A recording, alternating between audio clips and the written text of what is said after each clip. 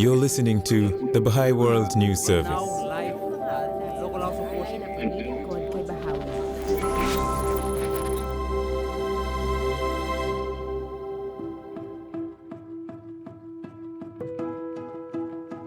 In this episode, we hear from representatives of the Baha'i international community as they examine social barriers to achieving equality between women and men.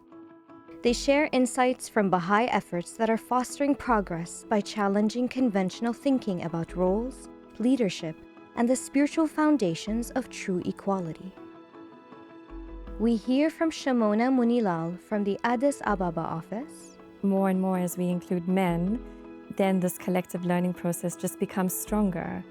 Bani Dugal from the New York office. Of course, it's a very slow process. It's an organic process, but it's really trying to change the way we are wired to think about each other. Hatem El-Hadi from the Cairo office.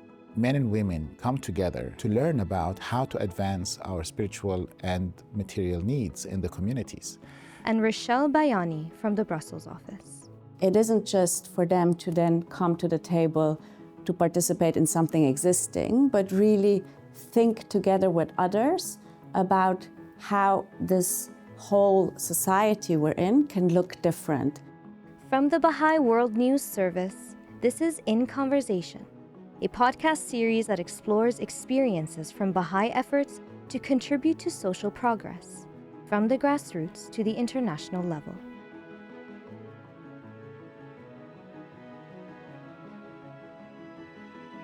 I'm so happy we are here to talk about an issue which is dear to my heart, and that is that of the advancement of women and men and gender equality and the advancement of women and girls.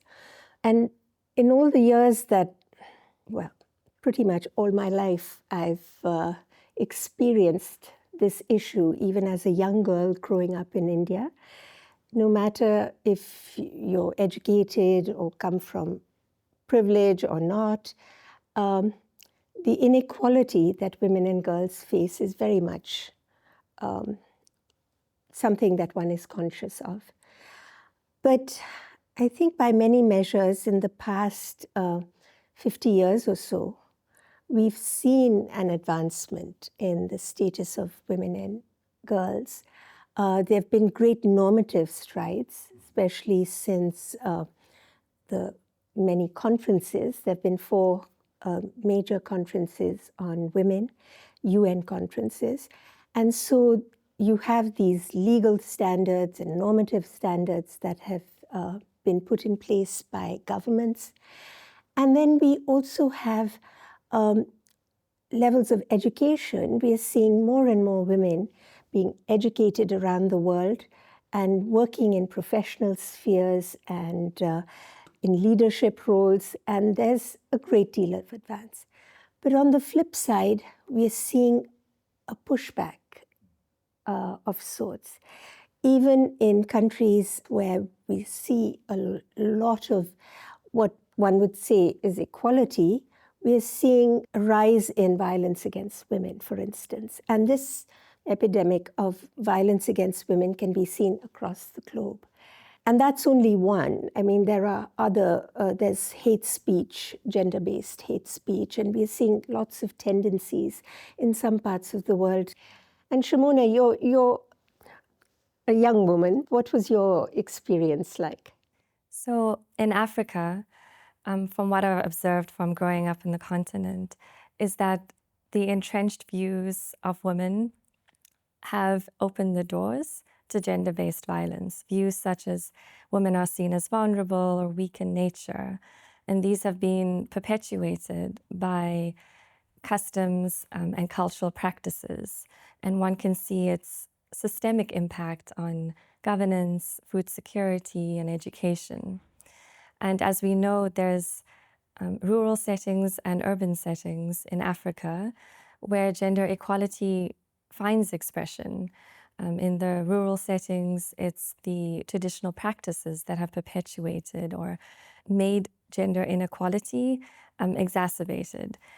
In the urban settings, from what I've observed, is although women are formally educated, they may be in leadership positions, there are certain assumptions about them that have led to their mistreatment, which I'm sure is also quite a global characteristic. Certain assumptions that are being made about women and their capacity. And I'm sure both in Europe and in the Arab region, that also exists. It's also interesting to think about what we usually mean by participation and how the word is usually used and what do we understand by it. And often when we say participation, we actually mean simply an equal number of whether it's women or this or that kind of population sitting around the table together. And I think the idea we believe is how can they participate in reimagining the society we have today? So it isn't just for them to then come to the table to participate in something existing, but really think together with others about how this whole society we're in can look different. And probably until that doesn't happen, it will be very difficult to move away from some existing patterns or even assumptions people have about women. Yes, it's very true. There's lots of assumptions that are there for various reasons, whether it's cultural, historical, sometimes even religious interpretations that have, unfortunately, have not given women the status that is really befitting of the nobility of a human being. And I think that aspect of recognition of the nobility of the human being, which is our primary identity, needs to really supersede any other recognition of secondary identities. And therefore, I think one of the challenges that we see, for example, in the Arab world is how do we really make this a subject of inquiry? How do we fully realize the equality of men and women in our societies? What is really important in the conversation about gender equality is for men and women to be included in it. I think that sometimes what we see is because we focus so much on creating this gender equality in society, we tend to include women only. But as more and more as we include men, then this collective learning process just becomes stronger with the full participation of an entire community or society or an institution. Shimona, it's so nice that you mentioned that because a few years ago, the Baha'i International Community created a film called Glimpses into Gender Equality. And it was so nice to see younger men taking ownership of the role in the family and of childcare and being an equal partner with their wives. And I think I have a lot of hope in the younger generation as I see more and more young men stepping up to take responsibility and learn, and women allowing them to do so, because it also requires the understanding that we are all in this together. It's a common global enterprise, in a sense, to advance society. I think sometimes what hinders the full participation of women and men is also this competition that exists. In certain parts of Africa, land isn't given to women because men fear that through agriculture, women will advance. Or in other parts, they're fearful of women taking up leadership positions because that means that they won't be able to. So when we think about the full participation of women and men, some of the assumptions have risen to unfounded fears. And the more we engage in a learning process of how the qualities that we all possess, whether we're a woman or a man, how we can channel that into service to humanity and how to advance culture, then we will be able to learn more about what it means to have a gender equal society.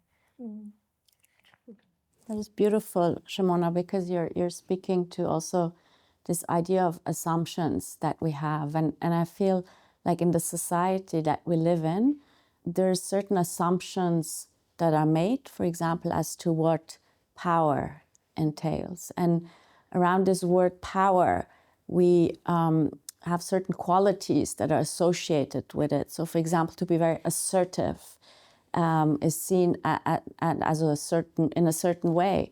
And women are often encouraged to adopt certain of those qualities that we think are or signal power. So how do we bring another set of qualities that are actually qualities that really help to transform society? And sometimes the qualities that we traditionally associate with this understanding of power are not the ones that allow us to transform society, but then others are. For example, the quality of humility is one that puts us in a posture of learning, and is that posture of learning that will help advance society.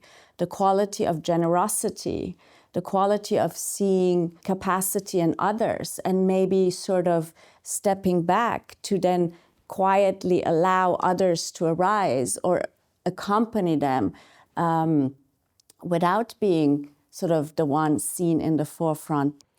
And likewise, I think the assumption is that men need to be strong and, which has perpetuated some harmful tendencies of being in control and in charge and controlling women, and has also led to violence. And it's those harmful tendencies and assumptions which actually bring out a negative side. And whereas it should be perfectly normal for a man to be soft-spoken. And likewise, as you said, women in leadership have striven to demonstrate that, they're tough as any man, and that's the kind of pressure that society has placed on them. So in order to prove that they can succeed, they have to adopt some of the negative patterns that over the years, through the constructs of power and patriarchy that men have been assumed to have. It also puts a lot of pressure on men, right? I mean, these types of constructs, these kind of assumptions, put a lot of pressures on men. And I think all of you have identified that learning attitude. This is really something that I'm pleased to see in the Arab world is become a prominent topic of conversation. And I think the process of starting this conversation, the process of engaging fully and genuinely in these types of conversation is what might get us hope to actually eventually create and imagine what a gender equal society would look like.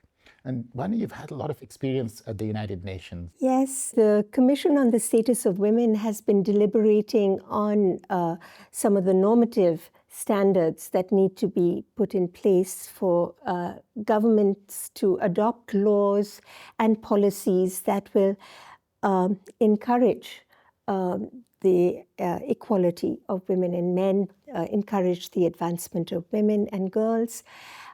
Education is one where we've seen great strides in many parts of the world. Of course, there are still large numbers of women who are not educated past primary school or not educated at all in some places. And again, there are economic reasons to that, but a lot of them are societal reasons as well, sometimes stemming from fear about the safety of women. Parents don't want to educate their girls because they have to go to school alone and they can be attacked on the way to school. Sometimes because they feel that if they have a very educated daughter, she will not be compliant in her husband's home, and that will cause her problems. There are all kinds of reasons which are tied to social norms that prevent the advancement of women. So I think the educational process that we see in Baha'i communities, in some other faith communities that are consciously looking to promote an understanding of who we are, what is human nature. And in Baha'i communities around the world, we are seeing this. And when women and men sit together and read the Baha'i writings and consult about issues impacting their community, we see that there's a natural understanding of the complementarity of the women and men and how both contribute to the well-being of the larger society. It's so interesting how the aspirations at the international level for gender equality are finding expression at the local level.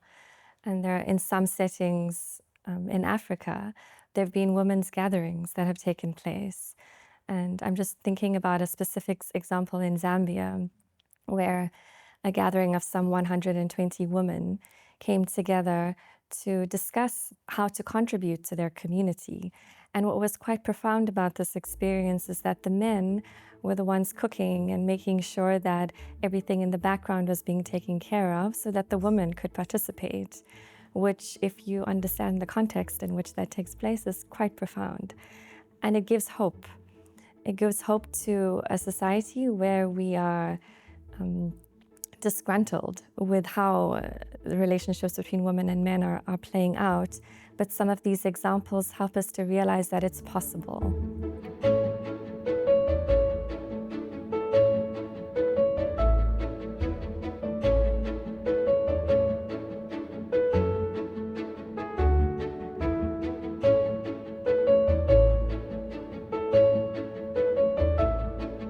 One of the things that I feel that the Baha'i community is trying to do is to learn about how to create this microcosm, if you will, of gender equal society. We're not there yet. In no way we can claim that we have managed to create a gender equal society, but we're trying to learn about it. And it manifests itself, for example, how do we elect our institutions, right? So the process of electing institutions, which is through a secret ballot, and also thinking about what are the qualities that we need in the institutions of our communities, rather than thinking about, a gender-biased perspective on that. And similarly, also, as you've identified, the process of consultation. In many of the Arab countries, the Baha'i community is learning about how men and women come together in these kinds of settings to learn about how to advance our spiritual and material needs in the communities. And I think this process of consultation, of respectful exchange of opinions and ideas, and really genuinely inquiring about where the truth is and collectively trying to reach decisions and identify common objectives and advance towards making them happen, is something that has become a pattern of community life in many of the Arab countries. And this is quite, for me, as somebody comes from Egypt, this is quite an encouraging advancement. So these processes of community building and consultation and recognizing the equality of men and women is something that the Baha'i communities in all the Arab countries have been learning about since the inception of the Baha'i faith for decades now. And not just in the Arab countries, but as you mentioned, also throughout the whole world. But I also think for change to occur, that for really any issues that humanity is facing, these challenges can only be resolved if every single human being is allowed to express their full capacity. And I think right now we're sort of living in a society that has the idea that change occurs, for instance, when certain laws are adopted, and those laws are then sort of they allow for transformation to happen. And I think that we need to realize that for transformation to happen, a much deeper process needs to be set into motion. So if that understanding of as you said, Hatem, of that irreplaceable role of every human being in the transformation of society is not acquired. I think we'll have to realize that any kind of change is going to be very, very short-lived. I think what you're saying, Rochelle, reminds me also of the relationship between the institutions, the community, and the individuals, and how strong that needs to be in order for change to happen. Because, yes, there are certain assumptions that at the institutional level, if there are policies, as you mentioned, that transformation will occur. But then that sometimes negates the role of the individual or how to channel or to see them as protagonists. But then also, what is the role of the community in this? So I think the more that we try to understand the relationships that bind these three protagonists in society, the more we'll be able to learn about how to ensure the full participation of women and men. And I think in some settings at the grassroots level, we're seeing how institutions are learning from grassroots efforts to learn how to nurture the needs and aspirations of their people. This idea of perception is also one that needs to be worked on. How do we perceive women? How do we perceive certain populations? And I think in the European context, when you're thinking about how, for example, a mother of several children that has just arrived from a country outside of Europe and that maybe is sort of financially struggling, and how the perception of that woman is, it is always one of being a victim. And I think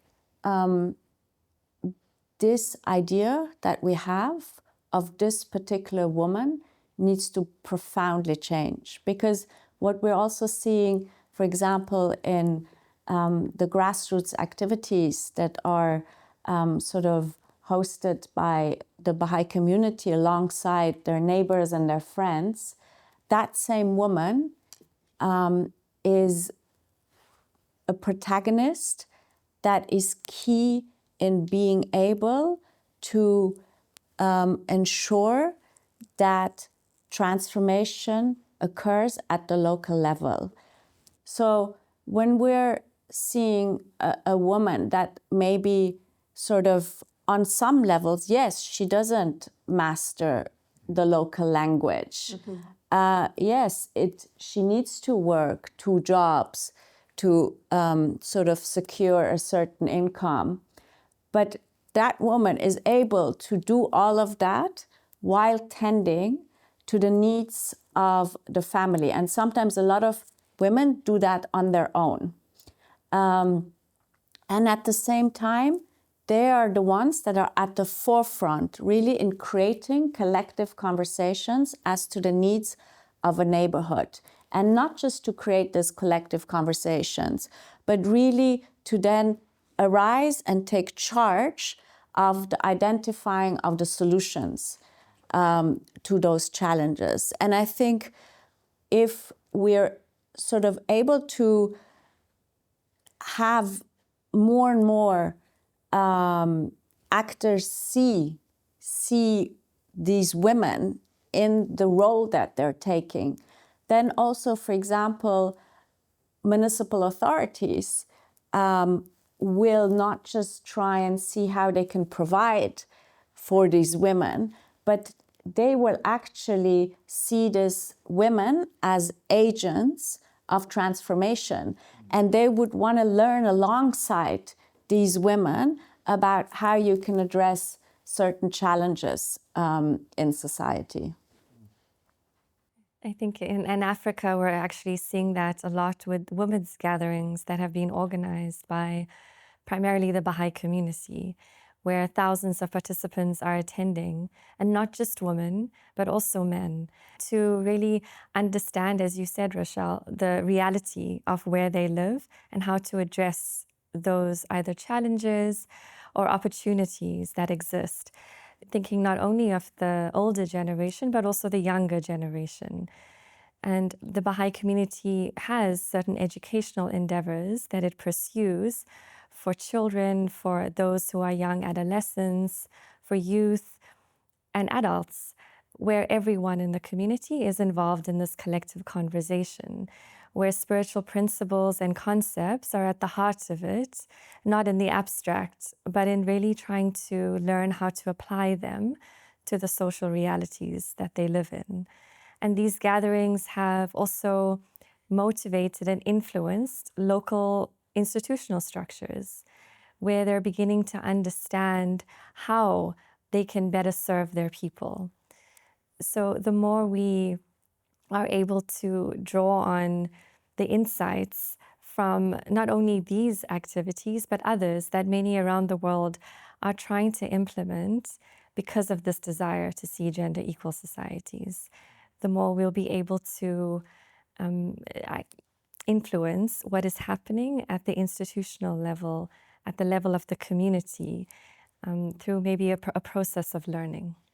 Yeah, and it's these experiences that we at the Baha'i International Community's UN office have been able to share at the international level, to learn from these examples, because even though we've seen advances in the laws and policies, etc., we are not seeing the kind of lasting, sustainable change as we are seeing through these gatherings that you've just described, because these are actually changing the hearts and minds of people, both women and men. We have to have some kind of system in place where we are creating lasting change, so that those pushbacks that are happening, that we are seeing around the world, will not happen, because this is a natural process.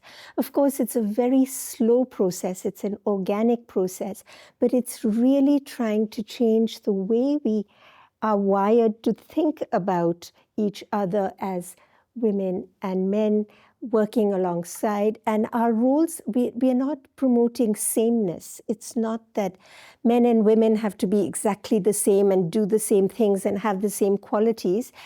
But with our beautiful diversity, we are learning how to complement each other to have strong communities and strong families, and raise a new generation of women and men who have a positive understanding of who they are, what human nature is, and what it is to be a man or a woman in society, and contribute to the advancement of the society in which they live. And as the body of humanity is advancing, definitely we need to learn about how the interdependence and complementarity between the qualities of men and women can also support the advancement of society.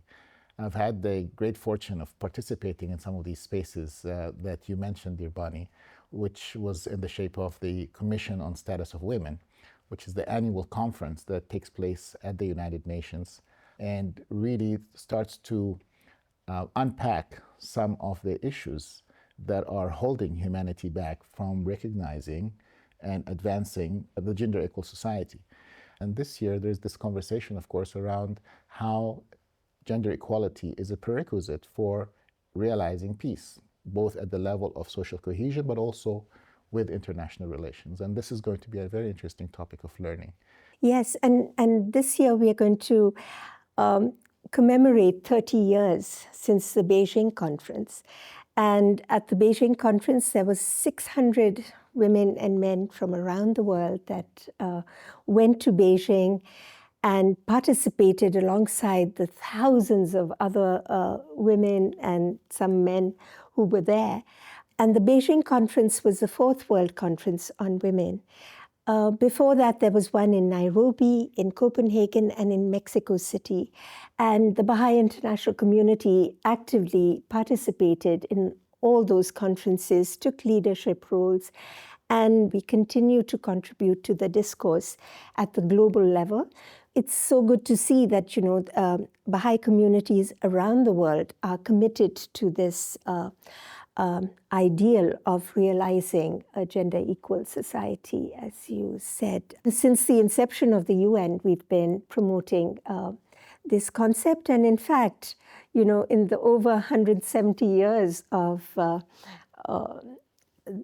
Baha'i faith, Baha'i communities have been learning how to put into practice this principle, which is at the core, one of the basic tenets of our faith is the equality of women and men. But it hasn't been easy. It's taken a long time, and we are still learning as to how to establish an equal society and one in which women and men are working equally to advance. You've been listening to In Conversation, a podcast series from the Baha'i World News Service. For more podcasts and stories, visit news.baha'i.org.